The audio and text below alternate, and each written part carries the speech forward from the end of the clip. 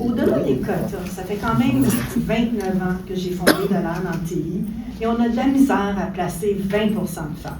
Fait que qu'est-ce qu'on fait au-delà des cotes pour avoir le même bassin de femmes que d'hommes en technologie? Qu'est-ce qu'on doit faire? Je pense que c'est plutôt une question pour toi, mais j'allais dire exposer les jeunes filles plutôt. Non, mais ça peut être une longue question, mais j'allais dire leur proposer peut-être aussi un meilleur salaire.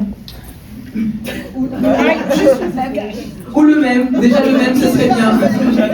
Non, mais c'est...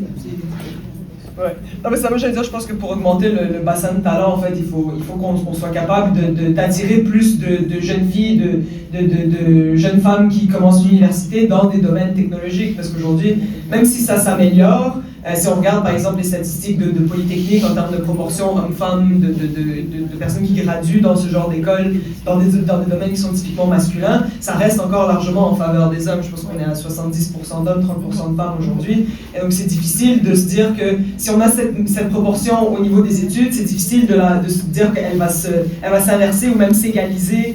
Voilà, il faut qu'elle continue à monter. Et c'est là où pour moi d'exposer les jeunes filles beaucoup plus jeunes, beaucoup plus tôt au domaine technologique, aux opportunités qu'il y a dans le domaine, à tout l'attrait, l'intérêt qu'il peut y avoir autour de ces domaines. Et c'est ce qui va faire qu'au final, on va en avoir de plus en plus. Et puis je pense que, moi si je fais un parallèle un peu avec le droit, qui était auparavant un domaine purement masculin, aujourd'hui, on a inversé la tendance.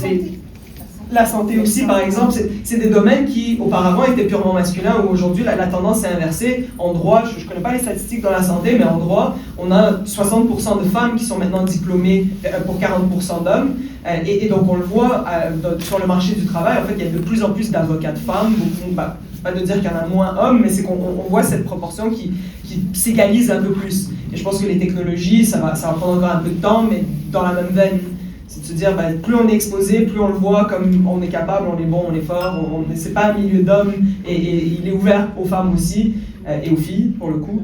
On va être capable éventuellement d'inverser la tendance.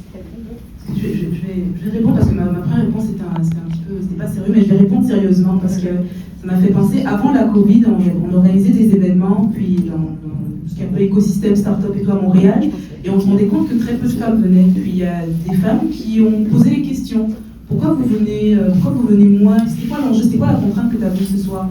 Et ils se sont rendus compte qu'il y avait des femmes, c'était les enjeux de garderie, etc.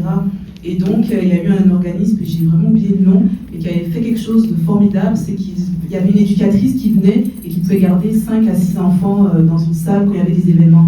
Et pour revenir à la question du recrutement, je dirais, mais des fois, il faut poser la bonne question. Des fois, c'est peut-être la distance géographique de l'employeur. La femme, elle a peut-être la suite avec ça, mais elle n'ose pas répondre. Donc, des fois, il faut faire peut-être le extra mile, leur poser des questions un petit peu plus. Est-ce que vous avez un enjeu avec peut-être la distance, le mode hybride, etc.